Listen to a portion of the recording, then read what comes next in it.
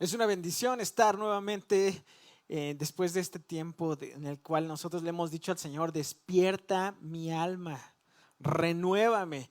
Y cada vez que nos acercamos a la presencia de Dios tiene que pasar algo en nuestra vida. La escritura es el testimonio de personas que cuando llegaron a la presencia de Dios, su vida nunca fue igual, su entorno nunca fue igual.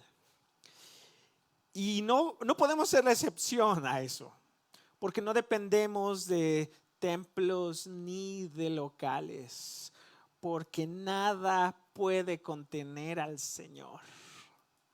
Y Él habita en nuestros corazones, y es ahí donde Él anhela actuar.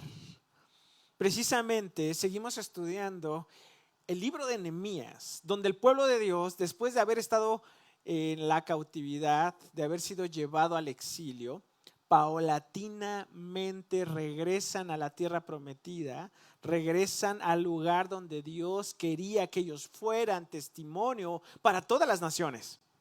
Aunque después de haber sido infieles a Dios, tuvieron que pasar por momentos tan difíciles, era el tiempo de reconstruir la sociedad, era el tiempo de reconstruir la espiritualidad del pueblo de Dios, era tiempo de que volvieran a ejercer su misión ahí donde Dios los había prometido que estarían. Ya llevamos estudiando desde el llamado de Nehemías, después cómo él tiene que orar y cómo después también tiene que tener la encrucijada entre vivir entre dos mundos, en el mundo de la comodidad y en el mundo de la obediencia a Dios. La semana pasada también estuvimos platicando cómo él tenía que avanzar confiando en Dios. Y llegamos a este momento muy importante porque estamos en el capítulo 3, donde después de ver que toda la gente se animó y dijeron manos a la obra, llega el momento esperado, la reconstrucción de las murallas. Significaba que el templo ya no podría ser saqueado tan fácilmente. La reconstrucción de las murallas buscaba la seguridad de la ciudad, pero lo que mantenía en especial la ciudad era el templo que se había reconstruido y que tendía mucho a hacer patente la presencia de Dios en medio de su pueblo. Tenía mucho que ver con que el ánimo de que ya no estaban en la miseria, en las ruinas. Tenía mucho que ver con que las promesas de Dios de que volverían a ser una nación protegida y fortalecida por Dios se convirtieron en una realidad. El primer paso en esta etapa de restauración del pueblo de Dios es que ellos tenían que precisamente dejar a un lado todas esas cosas que humanamente los dividía. Yo quiero preguntarte, ¿cómo reaccionas a lo que Dios te ha puesto, a las tareas que Dios te ha puesto que hagas en el mundo? Cuando escuchamos que Dios tiene un llamado para nosotros, por lo regular decimos: yo quiero obedecer, yo no quiero ser infiel, yo quiero ser alguien que responda al llamado de Dios. Pero cuando estás ahí, hay muchas cosas que se interponen. Y vemos que a veces trabajar en equipo no es tan fácil, porque todos tenemos perspectivas diferentes de las cosas, tenemos estilos diferentes. Y eso nos hace a veces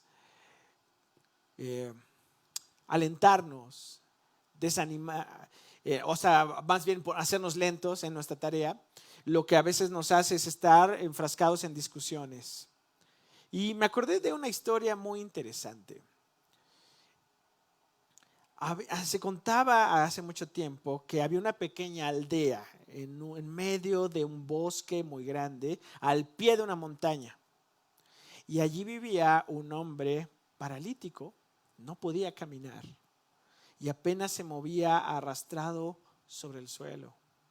Pero enfrente de su choza vivía un hombre ciego y testarudo, que se enojaba de todo, muy malhumorado.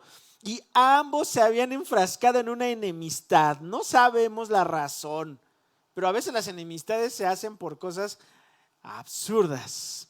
Lo cierto es que siempre encontraban la excusa para discutir acaloradamente, para desinsultarse, molestarse, aunque eran vecinos y tenían en común una discapacidad. No podían estar en paz. Y en más de una ocasión, pues se desearon la muerte el uno al otro. Pero sabes, hubo un día que llegó un incendio al bosque y el fuego empezó a devorar las chozas de aquella aldea. La gente salió huyendo del lugar, pero nadie ayudó al ciego ni nadie ayudó al paralítico. Entonces estos hombres gritaban desde sus chozas: ¡auxilio! ¡Auxilio! El ciego daba vueltas en su patio intentando escapar, pero el ruido, el humo lo estaba aturdiendo, no lograba discernir el camino que debía tomar. El paralítico, en cambio, miraba que aún quedaba espacio en medio del bosque por donde huir, pero era escabroso y sabía que no iba a poder arrastrarse tan rápido para salvarse. Los dos estaban en peligro, pero no tardaron en darse cuenta que la única forma de salvarse era uniendo esfuerzos el uno con el otro. Y en medio de la desesperación, el paralítico le ofreció ayuda al ciego para guiarlo en el camino a cambio de que lo cargara en su espalda y se lo llevara con él. El ciego aceptó gustosamente y así lograron salvarse de la muerte. Después de esto, aquellos hombres comprendieron que su enemistad era inútil y perjudicial. Se disculparon y llegaron a ser los mejores amigos. Romanos 12:16 dice: vivan en armonía los unos con los otros, no sean arrogantes, sino háganse solidarios con los humildes. No se crean los únicos que saben. Qué tremendo es esto, porque la circunstancia de tensión y de peligro los alcanzó a los dos. Y se dieron cuenta que era absurdo seguir teniendo esa enemistad si eran vecinos, pero aparte tenían en ese momento una empresa común, que era salvar su vida. En el momento en que vivimos el día de hoy, donde mucha gente ya no está, donde se han perdido empleos, donde cada vez avanza la inmoralidad social, donde cada vez avanzan los feminicidios, la violencia, la depresión, la ansiedad y un sinfín de males en nuestra sociedad.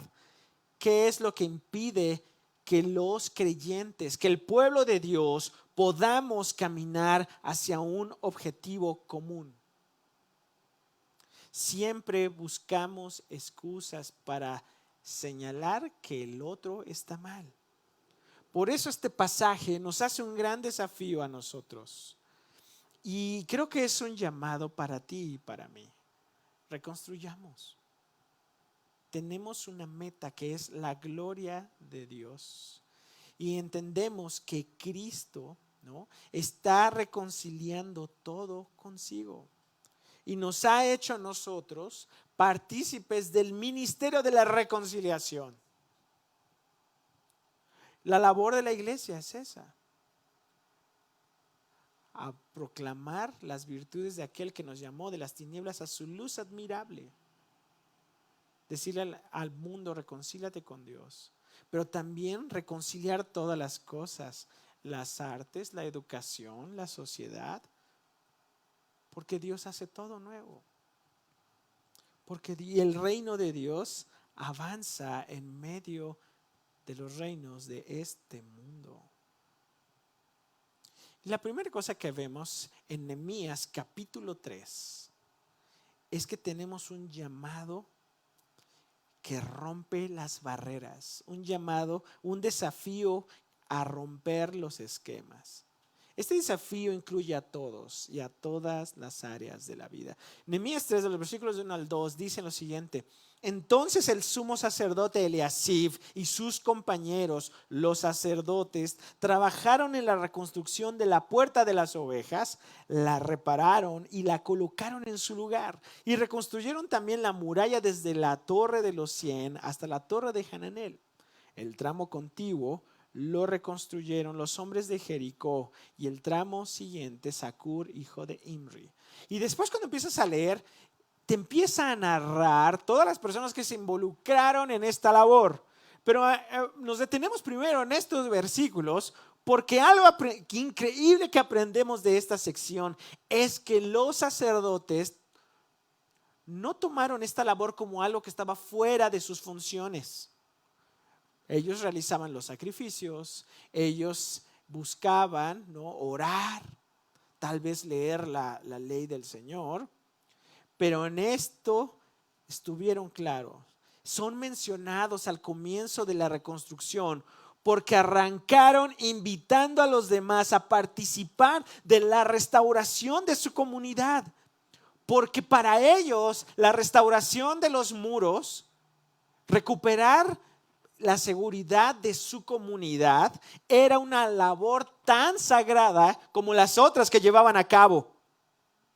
Era una labor tan sagrada como las demás. Es bien interesante porque esta puerta tenía un énfasis en que las ovejas que iban a entrar por esa puerta eran las ovejas que se usaban para el sacrificio. La oportunidad para que el camino al arrepentimiento y el perdón fuera el mejor comienzo para esta comunidad que estaba siendo restaurada. Entonces debemos que darnos cuenta que rompemos ese primer esquema. No existe lugar para lo que le llaman la dicotomía. Hay gente que piensa, yo nada más hago esto porque esto es lo único que me gusta, nada más estar en la iglesia porque lo demás es paganismo. Quiero decirte algo. La participación decidida de Eliasib, este sacerdote que tenía alrededor de 80 años, él no dijo, yo ya no puedo, sino que era un hombre que había sido de los primeros probablemente que habían regresado de la cautividad, y los demás que les sumaron nos dice algo bien interesante.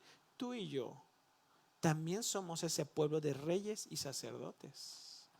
La iglesia de Cristo somos ese real sacerdocio, ese linaje escogido para anunciar las virtudes de aquel que nos llamó de las tinieblas a su luz admirable. O sea que todos ahora, los creyentes en Cristo, somos ese nuevo pueblo de Dios. Somos instrumentos de Dios para que las personas se reconcilien con su Creador. Así que toda actividad que hacemos es sagrada porque tiene esa finalidad.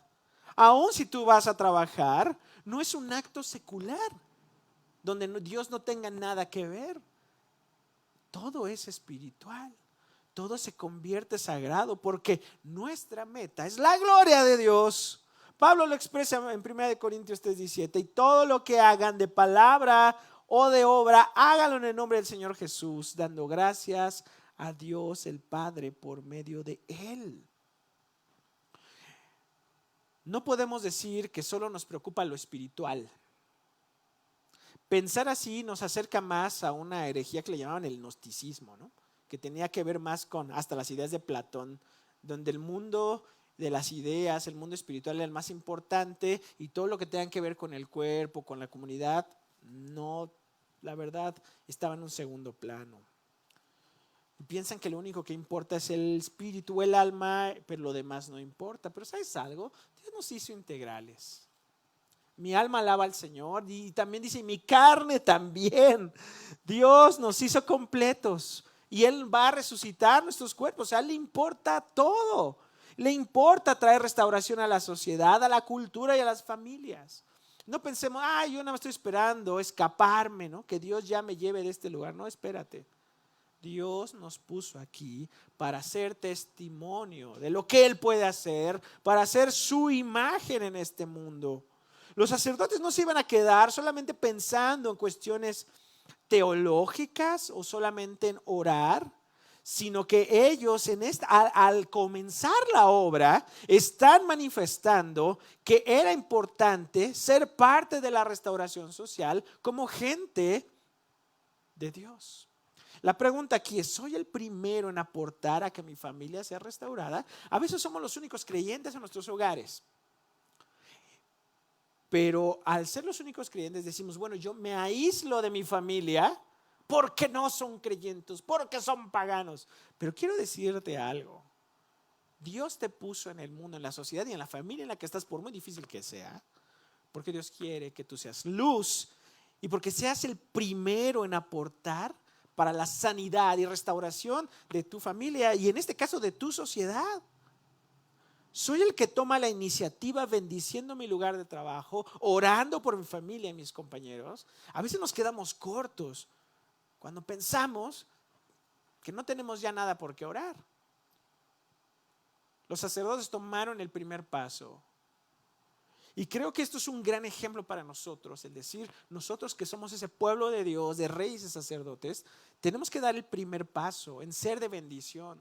No esperar a que ellos me traten bien, no esperar a que ellos me inviten, no esperar a que me volteen a ver y me pidan mi opinión, sino dar la iniciativa en reflejar la luz del Señor, en orar, en ser cordial, en ayudarles a pensar cómo puede ser mejor, aportar con ideas, con ánimo.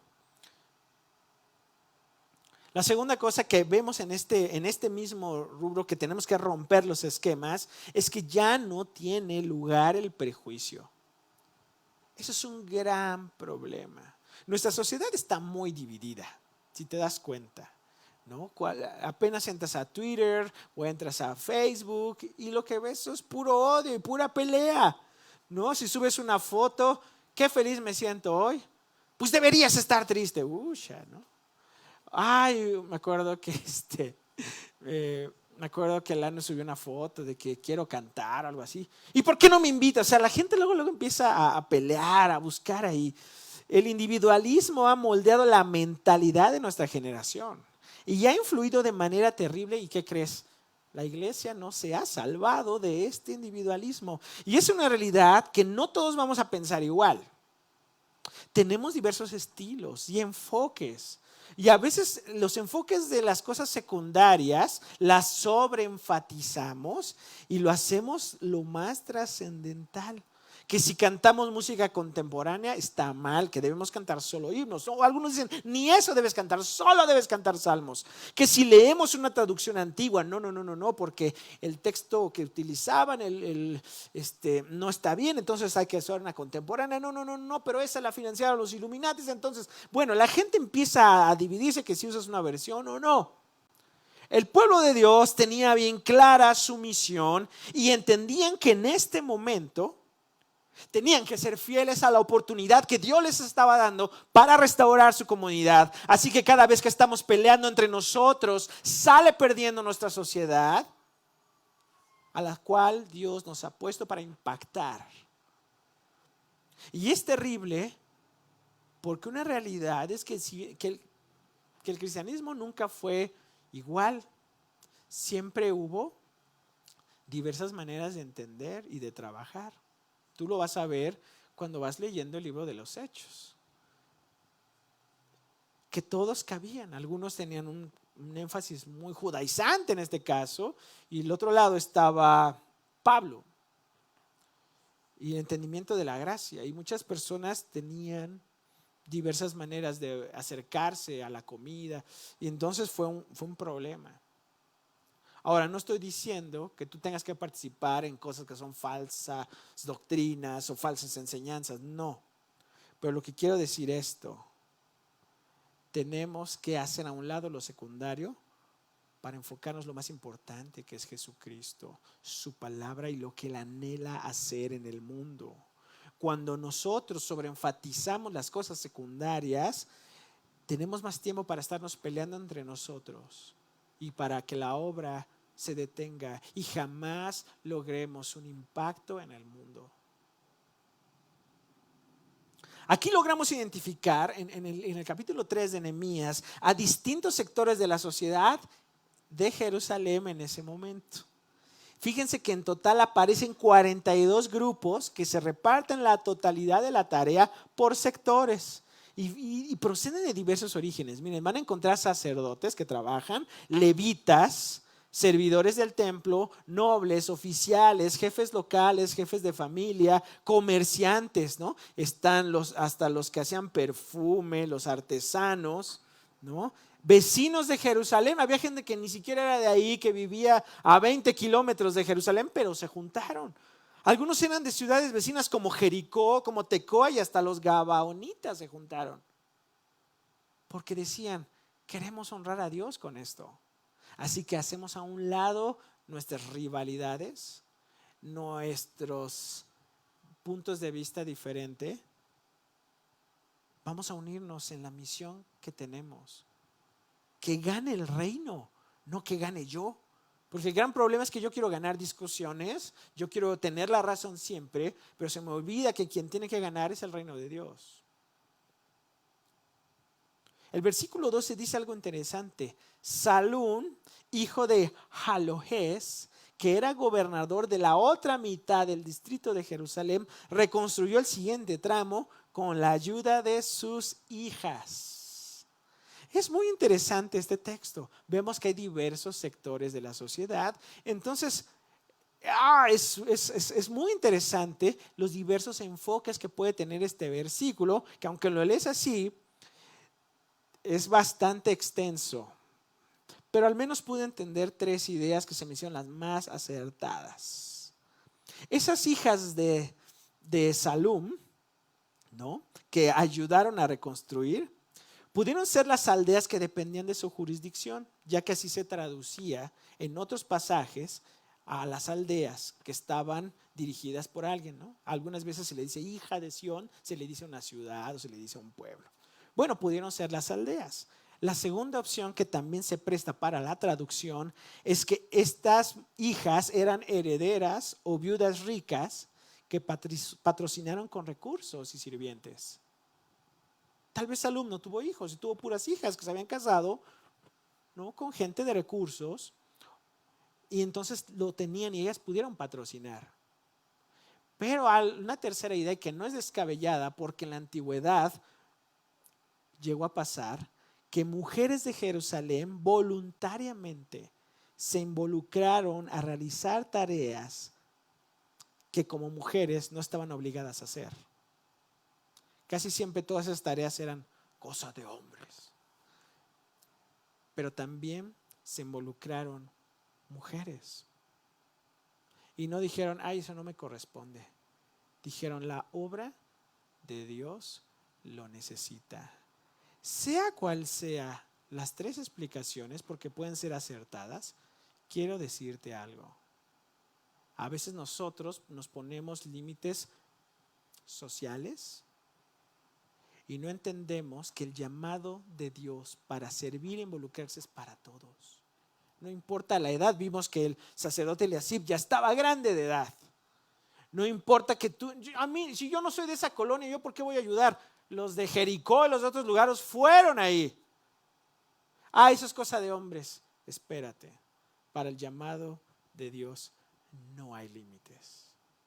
No hay límites. Siempre, tristemente, vamos a querer filtrar bajo nuestra perspectiva, no sé, humana, terrenal y bajo nuestras presuposiciones culturales.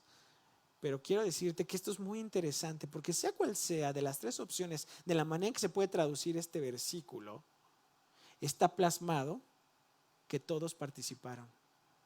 Y es muy importante que tengas en cuenta esto. Dios quiere usarte, sea cual sea tu condición. Sea cual sea tu condición. Si eres una persona y dices, yo no tengo pareja, soy viuda, puedes hacerlo. Dices, no, es que pues la verdad es que yo no tengo los talentos. Espérate, Dios te ha capacitado con su Santo Espíritu y eso es suficiente. Y eso es suficiente. Piensa en cómo me puedo involucrar. Pero si es literalmente que las mujeres de Jerusalén voluntariamente se involucraron, como en muchos otros testimonios de la antigüedad, que hubo mujeres que en reconstrucciones dijeron, yo también tomo parte. Y más cuando nuestra motivación es Dios. Y más cuando vemos el panorama que tenemos alrededor. Tú no puedes decir, voy a hacerme el sordo. Dios claramente me está diciendo que yo tengo mucho que dar. Sea cual sea de las explicaciones que podamos tener, estas mujeres o estas hijas de Salum se comprometieron por una causa mayor. Por eso es necesario evaluar las actividades, los planes, los programas que tenemos. A veces las cosas rutinarias que hacemos en las comunidades cristianas.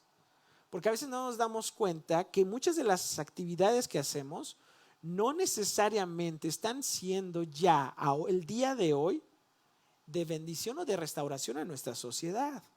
Entonces es importante hacer una pausa dentro de la rutina de las actividades que ya realizamos para ver más allá de nuestro propio interés y de nuestro propio estilo de vida egocéntrico. Hacer una pausa en nuestra vida ordinaria para ver quién necesita ayuda. Ese es el primer paso para descubrir a los que están en necesidad. Es donde se cruza, ¿no?, la compasión y el empuje que nos da el Señor.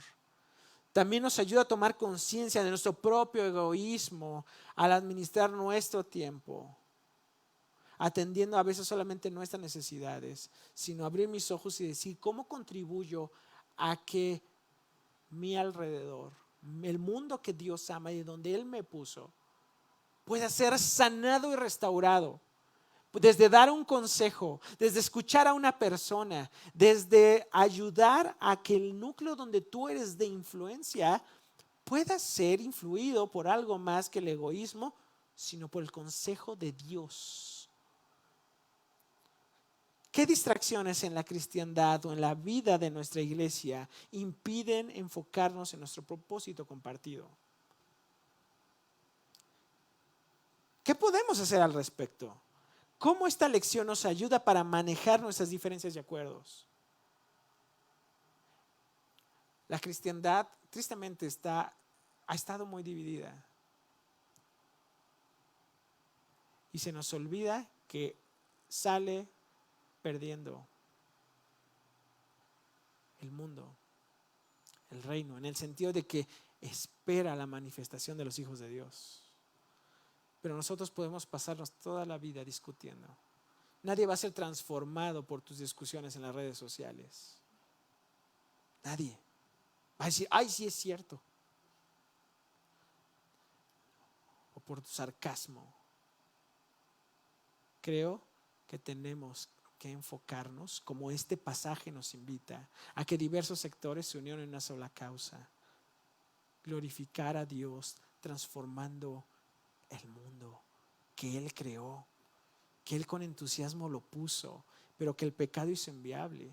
Y que ahora que nosotros, que tenemos a Jesús en nuestro corazón, esas rupturas tienen que ser sanadas por el impulso del Espíritu Santo a través de nosotros. La segunda cosa que vemos en este pasaje es un llamado a avanzar a pesar de la apatía. A veces nosotros estamos sumamente entusiasmados, Cristo está en mi corazón, escucho la predicación, la alabanza y quiero hacer planes con los jóvenes, con los adultos mayores, con las mujeres, ¿no? Tengo ideas y se las cuento a mi pastor o a mi líder y no se entusiasma como yo. Y entonces ya digo, ya no voy a hacer nada. Ve, el versículo 5 dice: los de Tecoa reconstruyeron el siguiente tramo de la muralla, aunque sus notables, sus dirigentes, no quisieron colaborar con los que estaban dirigiendo la obra. La gente del pueblo estaba bien entusiasmada. Y es una realidad que no todos cooperan de la misma forma. La gente de Tecoa, que era una aldea que estaba, chequen, a 20 kilómetros al sur, estaban entusiasmados, ya se habían construido hasta 2 tramos. Pero se retiraron los nobles. Es bien interesante porque los nobles dijeron, nosotros no vamos a ayudar. Dicen por ahí que se retiraron del trabajo como bueyes que sacan el cuello del yugo. Esa es la palabra en hebreo o la expresión, ¿no? Cuando no quieren caminar con los demás. Esa es la expresión cuando dice que ellos no quisieron participar. O sea, se mantuvieron apartados y dejaron que mejor la gente que no era de su alcurnia siguiera dedicándose a eso. ¿Qué pasa cuando hay gente que no te apoya? Algunos dicen que como esa comunidad estaba cerca de la zona desértica, uno de los enemigos de Nehemías era Gesem el árabe. Y su influencia, porque al parecer él dirigía las caravanas de beduinos y de comerciantes en el desierto, ellos pudieron haber sido influidos por él. A veces hay gente que empieza a hablar mal de ti y que condiciona la imagen que la gente tenía de ti. ¿Cómo desanima eso? ¿No? Ya luego cuando llegas con todo el entusiasmo y los ves, hasta logras ver cómo es su mirada, ¿no? ¿No? O sea, como hasta la quijada se les pone dura, porque ya han creído todo lo que les han dicho, o simplemente porque no les importa. Y a veces la apatía y el desánimo son las cosas que más se contagian, y se contagian de manera rápida. Puedes hacer el experimento. Vamos a comer, sí. Y por ahí una que dice, yo no voy. No. Y los demás, bueno, yo tampoco. ¿No? Es muy fácil dejarnos influenciar y boicotear la obra porque cosas del estilo y de quien lo hace no nos gusta. Pero como no lo hicieron como yo había pensado, entonces yo no voy a apoyar. Oye, pero pues esa idea sí estaba mejor y sí tenían, no, pero yo no. Que lo hagan ellos, ¿no? Ser indiferentes es el resultado de haber endurecido el corazón, cerrándonos a los demás. Pero sabes, Dios quiere avivar una nueva llama en nuestros corazones, hacia nuestro llamamiento, hacia nuestros hermanos, hacia nuestra familia, hacia Él. Y si tú no tienes amor en absoluto, yo quiero decirte algo, Dios puede crear amor en ti. A veces dices, es que no me nace, ¿no? Soy apático, no me gusta, soy antisocial, soy ermitaño. A veces así somos, por muchas razones. Pero ¿sabes algo? Dios puede darte amor, porque Dios es amor y el que vive en amor vive en Dios y Dios vive en Él. Así que dice, si naturalmente no te sale, bueno, estás en lo correcto. La Biblia dice que precisamente no nos sale amor natural, pero puedes ir al que es la fuente de amor y puedes decir, Señor, regrésame el entusiasmo y el gozo de colaborar, de trabajar en equipo, de no ser alguien que solo esté desanimando. Las otras personas participaron no porque las autoridades los obligaron, sino porque su mayor motivación era el servicio al Señor. Ellos vivían más lejos. Pudieron haber dicho, ay, que los que viven ahí que lo hagan. Y a veces eso a mí me pega, porque a veces luego yo soy así, ay, que lo hagan ellos, dijeran por ahí.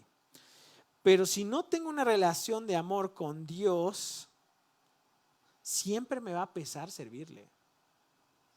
Si no tengo una relación de amor con Dios, siempre me va a pesar, ay, tengo que cantar, ay, tengo que ir en la mañana, ay, tengo que pensar una nueva canción, ay, tengo que predicar. Espérate. Bueno, si me pagan, sí voy. No. Si tengo una relación de amor con Dios, va a ser algo hermoso. Me acuerdo una vez invitamos a un muchacho a que nos apoyara a una escuelita bíblica de vacaciones y nos dice, ¿y cuánto me van a pagar? Entonces, nos dio mucha risa. Le dijimos, todos somos voluntarios y lo hacemos con amor. A veces los niños son bien traviesos, pero la verdad yo no quisiera verlos a ninguno de estos drogándose, no los quisiera ver en un futuro asaltando, no quisiera verlos a ninguno de ellos siendo alguien que desperdició su vida en vicios. Y si yo puedo invertir tiempo de mi vida por ellos, lo voy a hacer, porque cambia nuestro mundo, cambia nuestra sociedad. Si no tengo una relación de amor con Dios, siempre me va a pesar servirle. Siempre otras cosas tendrán mayor importancia en mi vida y en mi escala de prioridades van a estar encima de Dios. Y es una realidad. Tuve que revisar, ¿no?, el estatus de mi corazón y mi relación con Dios cuando yo quería poner demasiadas excusas. Decía, no, espérate, todo debe tener tu lugar, tengo que ser responsable, tengo que ser trabajador, sí, pero mi ministerio es mi prioridad. Y aún en el trabajo, el ministerio se junta. Tenemos que continuar entonces con quien se asume. Los nobles no quisieron, pero la gente sencilla, la gente, ahora sí que la gente del pueblo, hicieron más de lo que se esperaba que hicieran. Aunque hay gente que se va a quedar en el camino o solo con la buena intención, debemos recordar que Dios mismo está con nosotros. ¿Sabes algo? Eso siempre lo tengo que recordar. Cuando a veces veo la falta de apoyo o que otros siempre tienen otra cosa más importante o que su comodidad está primero que la obra de Dios. Pero mira, es una realidad que no todos van a ayudar. A Jesús muchos otros estaban ahí, se fueron, y alguna vez le dijo Jesús a los discípulos: ¿ustedes también quieren irse? También váyanse. Y Pedro le decía a Jesús: ¿a quién iremos si solo tú tienes palabras de vida eterna? Así que es una realidad. Hay personas que no se van a sumar o van a decir que se van a sumar y a la mera hora se van a echar para atrás. Pero no hay por qué desanimarnos. La construcción siguió y lo increíble es que el Señor le dio fuerza no a los nobles, sino a las personas del pueblo para hacer más de lo que les tocaba hacer. Tomás Alva Edison dijo: yo comienzo cuando el último que lo intentaba se aburrió. Así que hay gente que se va a aburrir, hay gente que no va a apoyar, pero tu llamado no está condicionado a que tu comadrita o tu amigo vaya contigo. El Señor es el que va contigo, el que tiene toda la potestad en el cielo y en la tierra, es el que va contigo. Entonces la obra de Dios es posible porque Él tiene toda la potestad en el cielo y la tierra, y Él está en tu corazón y Él va contigo y va conmigo. En todos los proyectos hay dos clases de personas: los que trabajan y los que esquivan el trabajo. Rick Warren habla bien interesante que la respuesta de Nehemías a estos que estaban esquivando el trabajo fue ignorarlos. No les iba a ir a reclamar, ni les iba a mandar a los guardias, sino que no perdió el tiempo con la gente que no estaba dispuesta a trabajar. Ahora, no te estoy diciendo que a la gente la mandes a volar. Hay gente que tiene un proceso y entiéndelos. Hay gente que no quiere hacerlo, pero en lugar de estarse desgastando con ellos, Él centró su tiempo, sus energías en los que sí estaban dispuestos a trabajar y ansiosos por glorificar a Dios.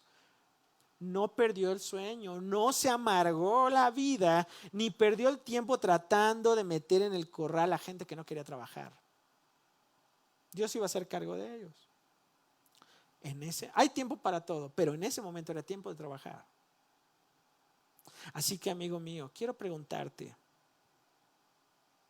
¿eres alguien que se desanima fácilmente por la falta de apoyo? Somos humanos y nos afecta, pero ¿eres de esos que ya se derrumban fácilmente? ¿Puedes enfocarte a seguir con la ayuda de Dios y de los que se sumen a la obra, aunque sean pocos? ¿Sabes algo? Jesús cambió al mundo con 12. Para la comida habían más de 5,000.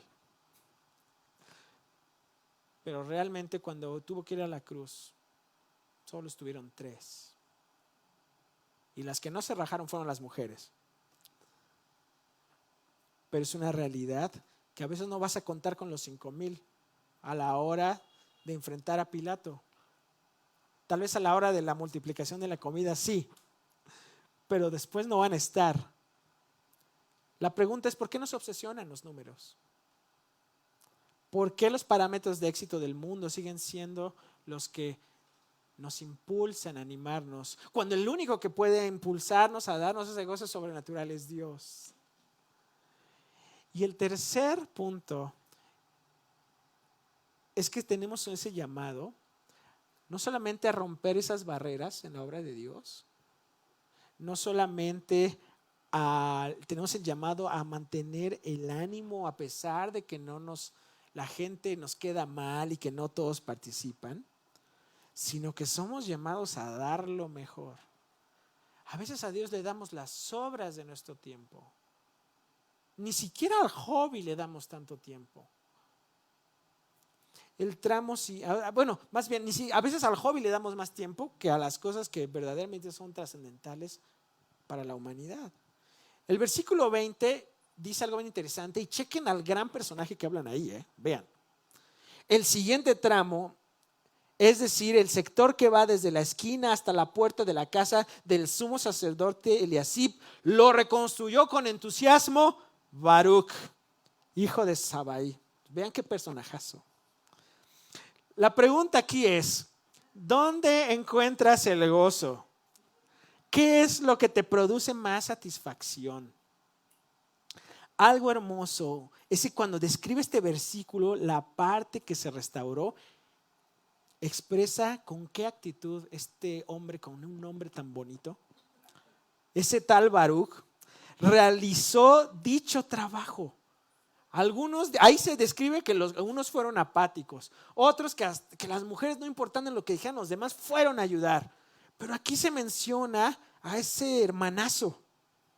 Se utiliza, es bien interesante, un verbo, ¿no? Su nombre, jará, que hace un énfasis a la pasión, ¿no? En algunas traducciones dice que lo hizo con entusiasmo, se puede decir que hasta lo hizo enojado, pero no. Tiene que ver la palabra en hebreo que tenía un ardiente deseo, con un empeño que inspiraba a otros. Y eso se quedó plasmado para siempre en la escritura. Imagínense, ya pasaron más de, 2,600 años o 2,500 años de esto. Y sabemos de la apatía de los nobles, sabemos del ímpetu de los sacerdotes y también de la pasión con la que Baruc trabajaba. Si hicieran unas crónicas el día de hoy, ¿cómo se describiría lo que cada uno de nosotros realizamos en nuestro servicio al Señor y a nuestro prójimo? El Baruch de ahora pues no se parece al de antes, ¿no? Omar, Olan, Edna Lorena, no sé, Wendy, no sé, ¿cómo se diría? ¿De qué manera describirían lo que tú realizas? ¿Cómo destaca nuestro desempeño? O más bien, ¿cómo se destaca nuestra labor para que nuestra sociedad sea mejor? Ni iba a votar. No le daba ganas ni de sacar la basura de su casa, la tiraba ahí, ¿no? Los cristianos han sido llamados, dijera John D. Taylor, a articular el evangelio mediante lo que dicen, que es la proclamación, lo que son, que es el testimonio, y lo que hacen, que es el servicio. ¿Cómo lo hacemos? Estas tres, la proclamación, el testimonio, la manera que vivir y el servicio, se manifiestan de una manera apasionada, como Baruch hacía al reconstruir esta parte.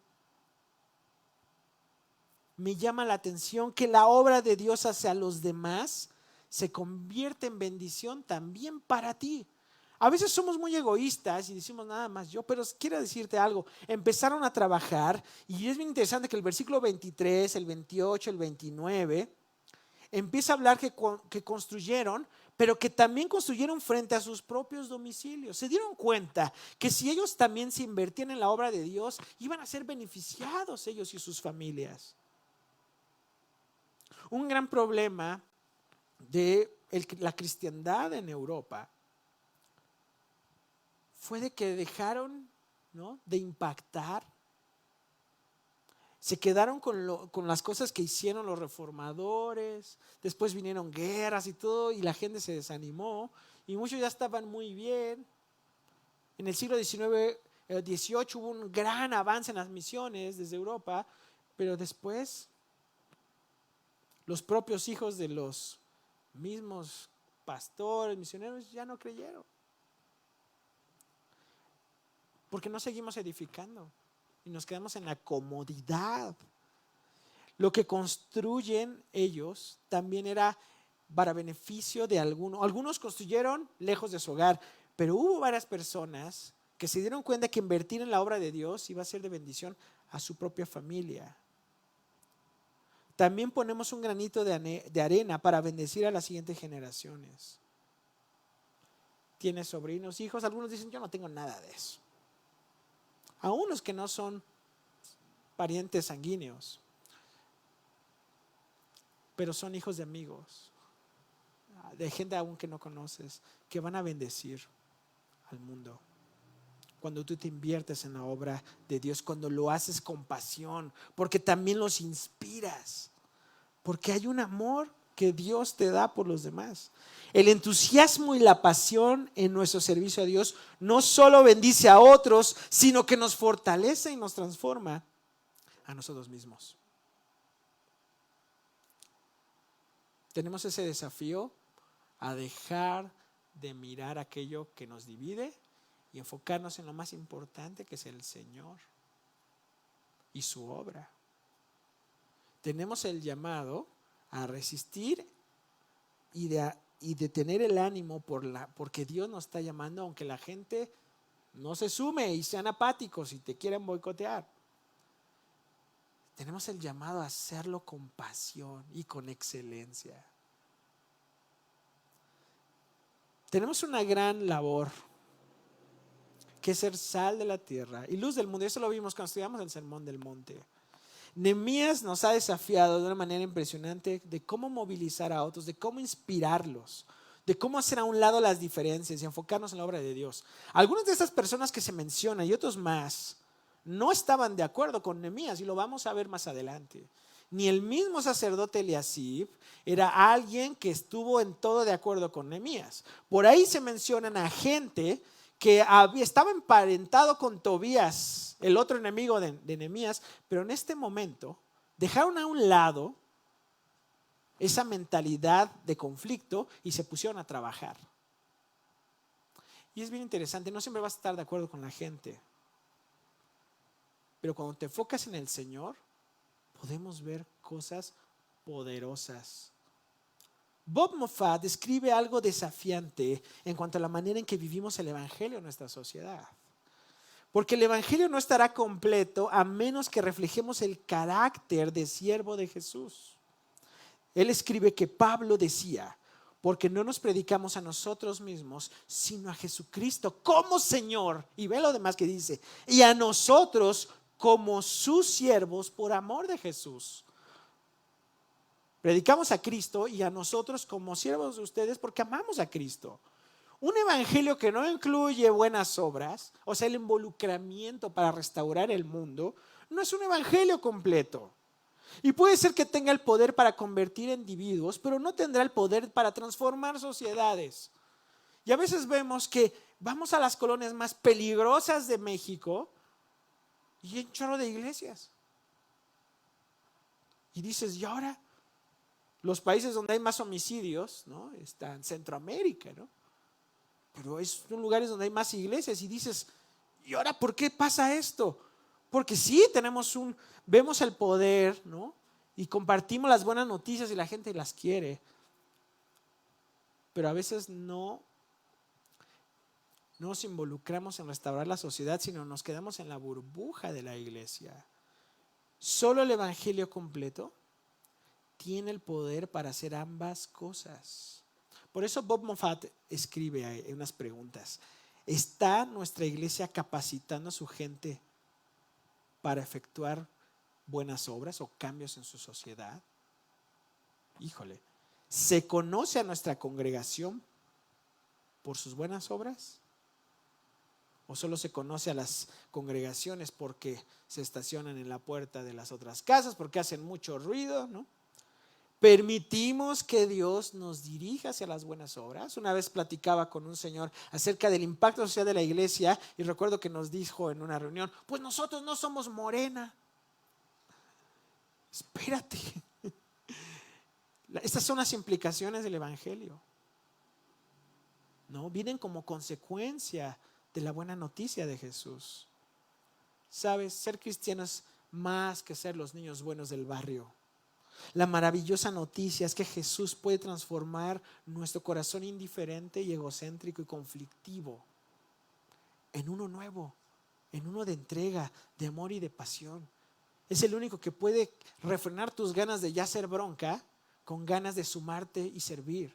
Es el único que puede quitarte esas ganas de tirar la toalla porque los demás no se sumaron, para decir: si tú estás conmigo, claro que lo voy a lograr. Es el único que puede darte la pasión para que no, las cosas de Dios, pues hay como salgan. Sino puedes decir: voy a hacerlo con empeño y compasión y voy a inspirar a otros a hacerlo. ¿Sabes algo? La buena noticia es que su Espíritu puede renovar nuestra vida de maneras que nunca imaginamos. Hoy se lo pedimos. Puedes orar. Dame sensibilidad, Señor, para ver dónde quieres que yo actúe. Permíteme escuchar a las personas antes de empezar con mis buenos consejos e identificar dónde ya estás obrando. Permite que en lugar de que yo sea el que arme las borracheras con mis compañeros del trabajo, más bien busque maneras en que se divierten, que los restaure y que los ayude.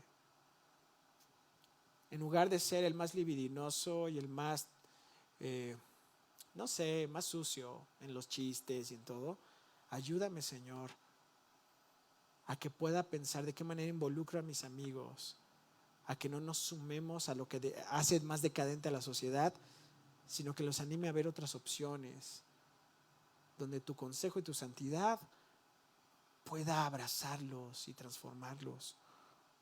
Juntos podemos reconstruir no unos muros, sino reconstruir un nuevo mundo y una nueva sociedad, que no es una utopía de niños soñadores.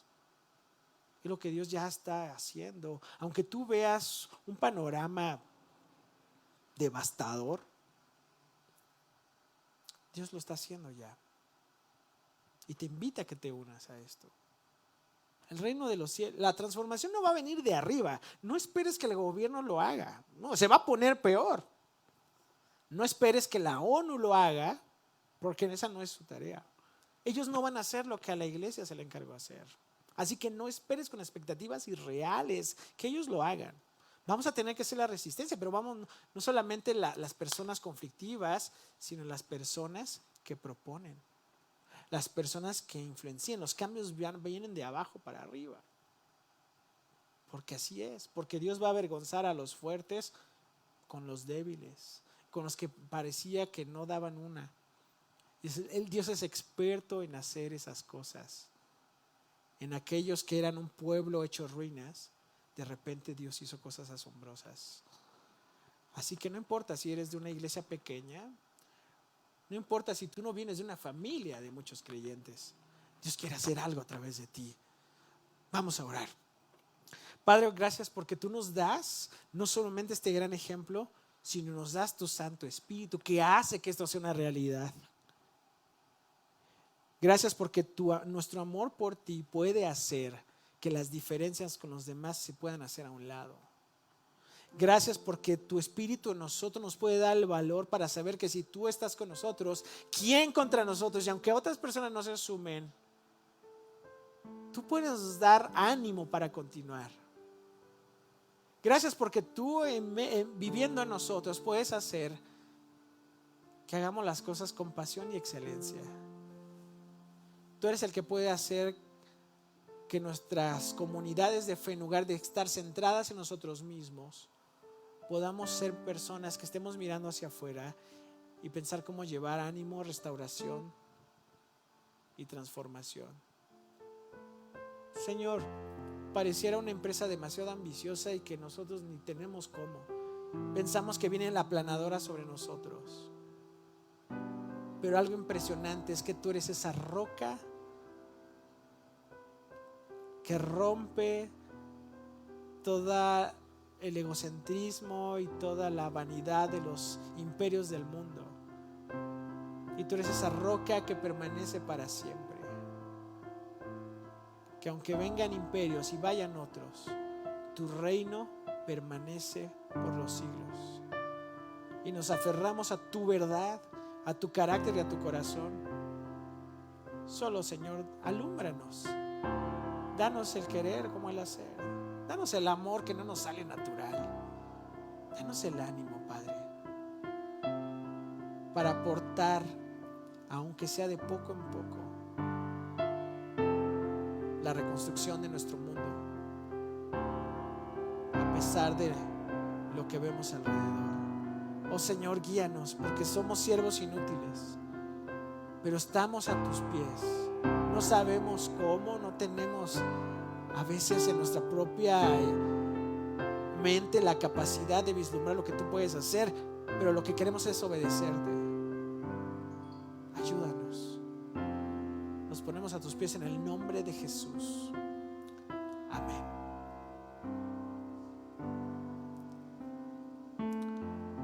¿Qué cosas te han hecho reflexionar de lo que hemos platicado? ¿Qué te dijo el Señor a través de estas palabras? Me gustaría que pudiéramos interactuar y que pudieras tal vez poner en los comentarios o tal vez poner en el chat de Poema con qué te quedas. Y es importante que lo hagas porque así podemos también surgir ideas y diálogo. Así que es nuestro anhelo que Dios bendiga tu vida, que toque tu corazón. Y pues no dejes de conectarte en la semana. Si quieres continuar un estudio bíblico, los miércoles a las 7:30 de la noche te puedes conectar. Nos puedes pedir a través de un mensaje la clave de Zoom. También los jueves, si tú estás enfrentando alguna depresión, si te sientes desanimado, bueno, hay un estudio precisamente para ti. Hay un grupo pequeño de ayuda en el cual puedes encontrar el consuelo de Dios y ánimos para seguir. Así que puedes involucrarte. Que Dios te bendiga y ten un excelente domingo.